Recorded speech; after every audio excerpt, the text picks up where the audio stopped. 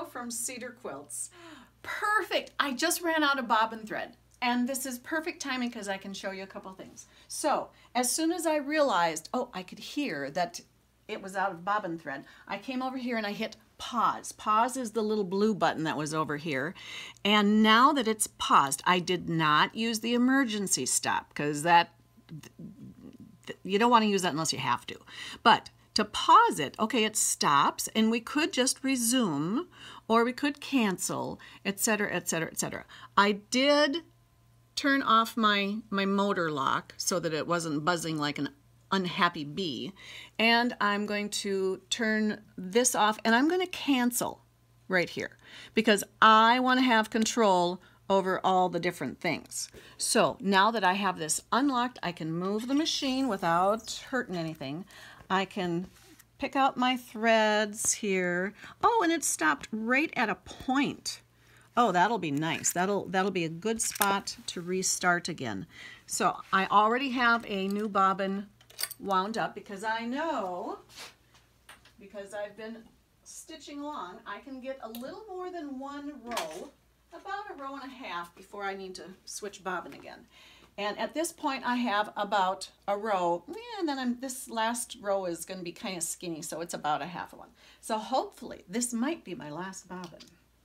But I knew I was going to need another one, so I had it ready. And my tension is going to be really good there. Let me just undo and not waste all of that. Every time I put in a new full bobbin, I check to make sure that I can lift it. It's not going to come off my hand much at all, and it's freely going to spin. And that way I know that the tension is pretty nice and happy. I'm going to get rid of any fuzzies that are anywhere. Use my little toothbrush.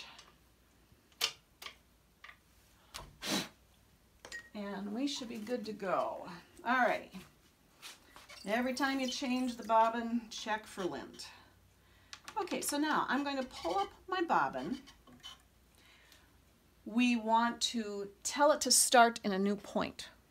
We could have just done resume, and if you feel good about that, you go right ahead. But I like to make sure and be in control of things because, you know, I was a free motion girl for so long.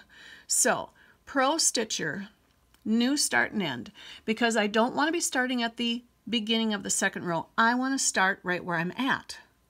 So I want to follow and I want to zoom, zoom, zoom so I can really see right where I am.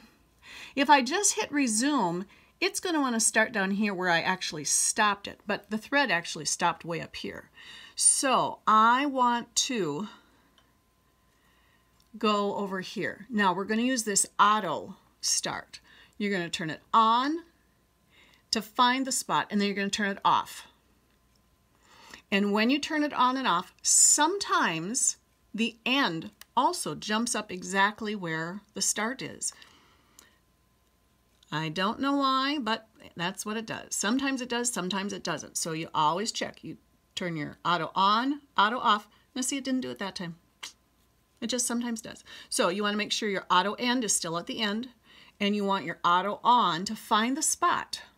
Now, I don't trust the computer to go, yeah, that would be going around the loop again where I really want it to be. And if I back up just a few spots beyond where we were at, oh, now it's down around the corner again. Can you see that? Okay, so if I'm going forward here now into the point, there's the end of the point. I want to back up just 1 or 2 stitches before that so that I have a chance to tie off a little bit. And so I've pulled up my thread, and I'm going to just take a couple little stitches here, and you want to make sure your needle is up, because if the computer wants to change the spot just a wee bit and you have the needle down, it will rip a hole in the quilt. We do not want that to happen. So needle is up, and it's going to ask me for sure, are you sure the needle is up? Or at least it should. I've got it tacked down, and it's going to move just ever so slightly to get to that start point. Okay, so I'm going to make sure that my speed, just like before, my speed, oh, see, it was in medium. I want it all the way down to slow. And we have just a single pull up. Yep, just a single pull up. So it is going to just move ever so slightly and take one stitch. And then it's going to wait for me. And there again, I could have just hit resume and it would have just taken off. But because I paused it and I canceled it, I have the control to always start exactly the same. Because even though I'm a really random abstract gal, there are a few things that I have experimented and I've tried lots of different ways, and I've decided there is a good reason I like to have this much control. Because first of all, I'm not a computery girl, so I don't always tell it to do what I want it to do in the right way so that it'll do what I want it to do. So I don't trust myself and I don't trust it, so I want control. So I like slow and a single pull up. That way I have time to stop it and readjust without it stitching 90 miles an hour in the wrong direction or something. So I'm happy with where it's starting.